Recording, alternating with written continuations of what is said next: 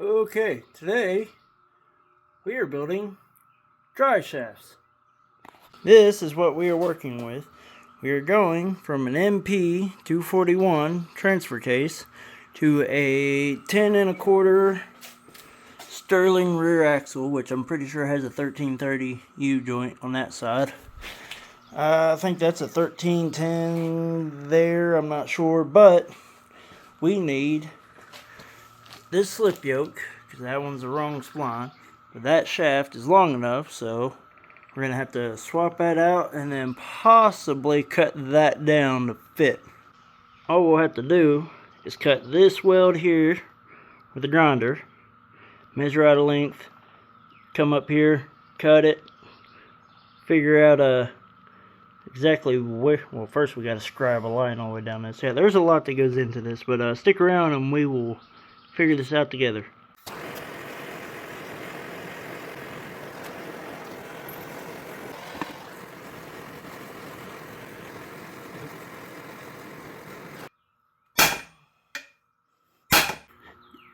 If you're wondering if you have a factory U-joint, see that little line there? It's a wax line.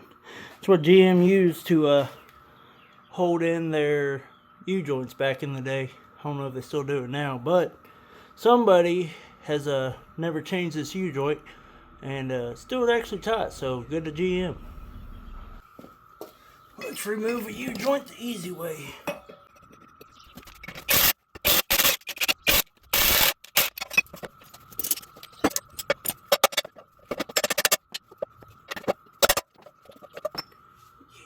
Okay, so after spending about 3 hours, I finally found the right U-joint. It is a Moog 447. This is a U-joint that goes from a GM 3R yoke to a 1550 on whatever random drive shaft this is out of, because it's out of a junkyard and I don't know, but it fits. So that would be the U-joint that I'm going to use to run this. It has a lifetime warranty, so not if, but when I destroy it, it can be replaced. Now, on to actually cutting the drive shaft to make it fit. After scribing a line so we can try to keep this thing in line, now we got to cut this weld with a good old death wheel.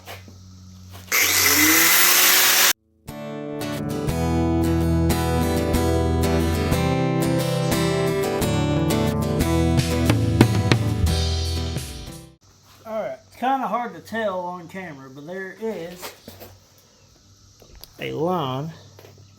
Oh, come on, focus. You can kind of see that crack right there. That should be where it's separated. Let's see if it'll come off there.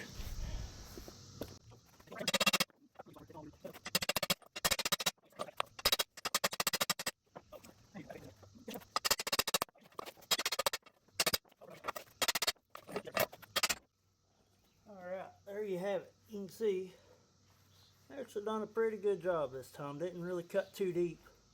We will V that out a little bit though, so it helps get good penetration. The measurement we need is 50 1/2 from center of this to center down there. So I've already measured it out once. I'll do it again.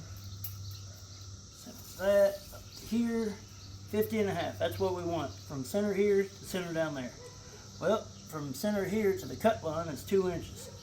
So we will come over here, and that should put this right where it needs to be. Oh. Now, easiest way to mark this off, take you a good old band clamp,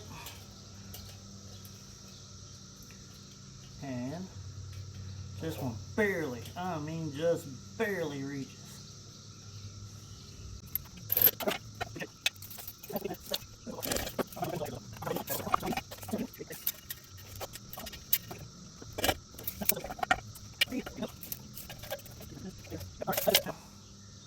Take our handy dandy little hand here. Just go around, mark you a line.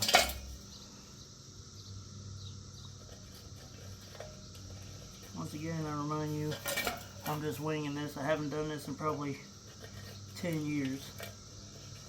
But it hasn't failed me before. And I know a little trick to help balance this out. Alright. Take the clamp back off.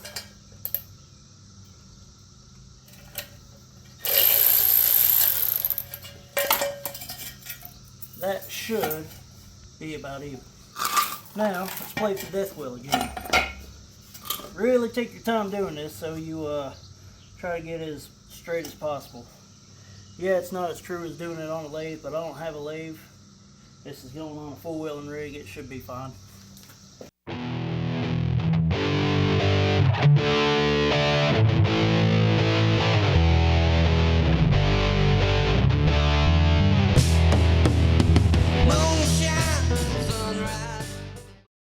Now for the fun part.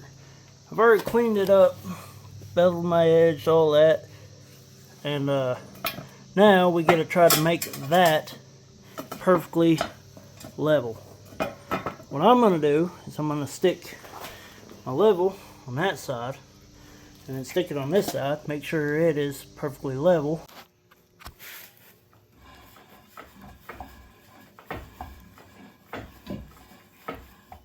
I think that turned out pretty good.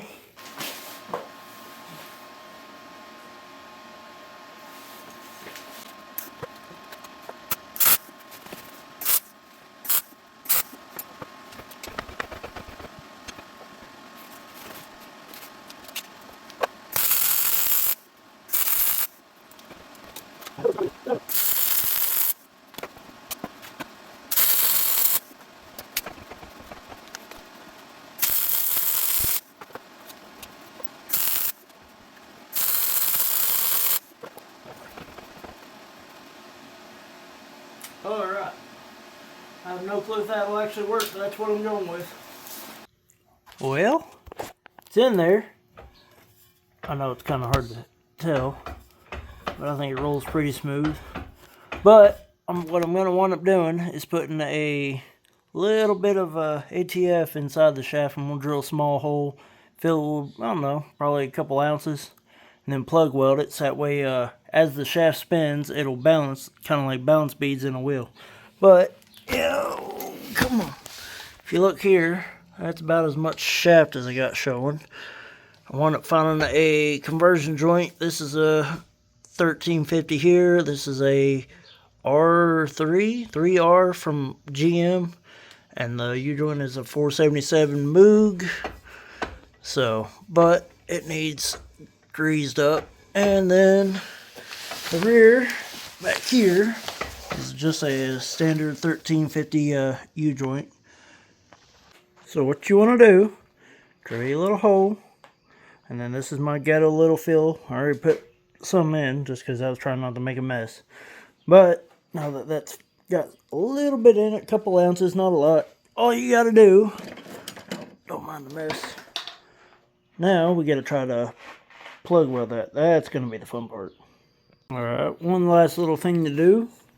I redid my brake lines because I had this one going back here and that one going up here and had them crisscross because I have no clue why, but now it's actually proportioned right. Now I need to go through and actually bleed them, which sucks because you got to pull all this back off so I can bleed this, stick it back in here, and then bleed all this. So yeah, that's the last part. Then I will have brakes. The rear ought to be done other than paint. Yeah, I still got to wire wheel and paint and cut off that old goofy stuff, and really I should put in bump stops, but for now I probably won't because eventually it's going to get back halved and floor length and all that good stuff. But for now, this will get me riding this summer, and yeah, I'll redo the rest of it come winter time. But like, comment, subscribe, stay tuned. Let's see if I can actually get this hunk of junk running again.